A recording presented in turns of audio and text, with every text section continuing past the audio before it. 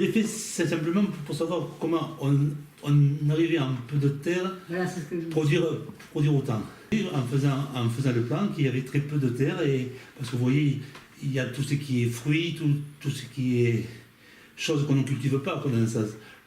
J'ai calculé le mètre carré travaillé pour qu'on fasse un maximum de produits pour tout l'hiver. Ça fait que tout ce qui est légumes, on est autonome. Non. Aucun produit chimique, parce que je me suis rendu compte qu'ici, on n'en avait pas utilisé. Un très bonne terre. Tout. Mais bien sûr, il faut travailler, on va dire, intelligemment. Nous avons, comme par exemple, là l'hiver, il y a de l'engrais vert.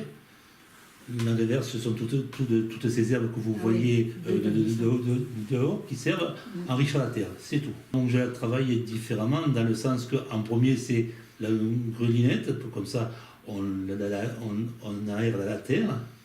D'accord, ouais. Bien sûr, et après, au fur et à mesure que je plante, enfin que je sème ou que je plante, j'ai une motobineuse petite, d'accord, ouais. qui me fait des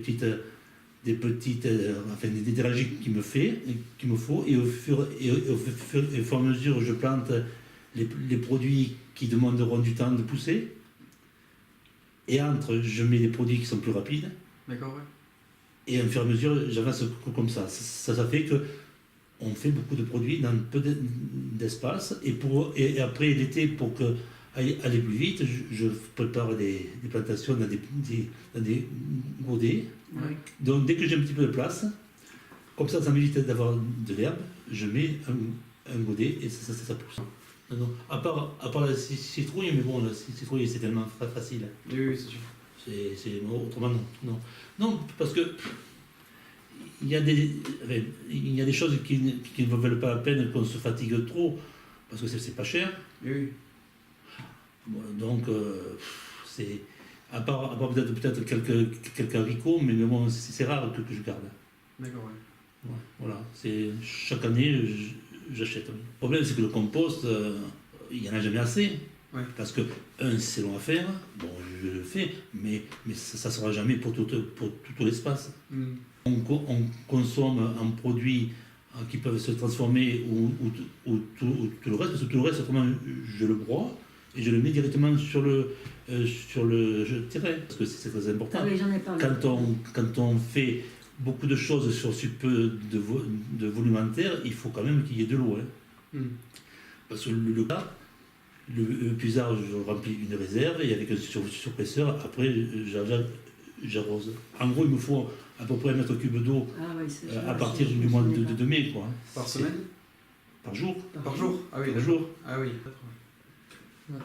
Ici, c'est quand même très difficile, parce qu'à partir de juin, juillet, août, Oui, pas d'eau, et si, on pourrait faire un potager, mais sans qu'il y ait de variété.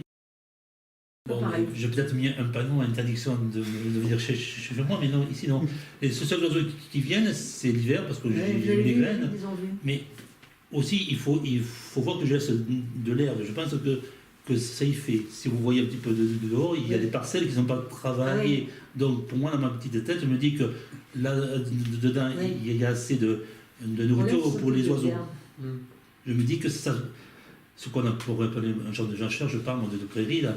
Et c'est vrai, je suppose que les oiseaux, ils se disent tant qu'à faire, ou les ravageurs, ils se disent tant qu'à faire, j'ai à manger là, pourquoi aller plus loin? Et puis je veux dire, il a notre technique, c'est pour les raisins. Et là, on a pas mal de raisins. On en mange d'ailleurs jusqu'en décembre. Jean-Paul, il les met sous pochon de papier. Ah oui. Dire qu'ils peuvent venir en juin voir que je commence à mettre les poches, c'est long, hein, mais bon, je fais pareil pour les poires. Jean-Paul, il sait beaucoup de choses, il ne sait pas ce qu'il sait d'ailleurs.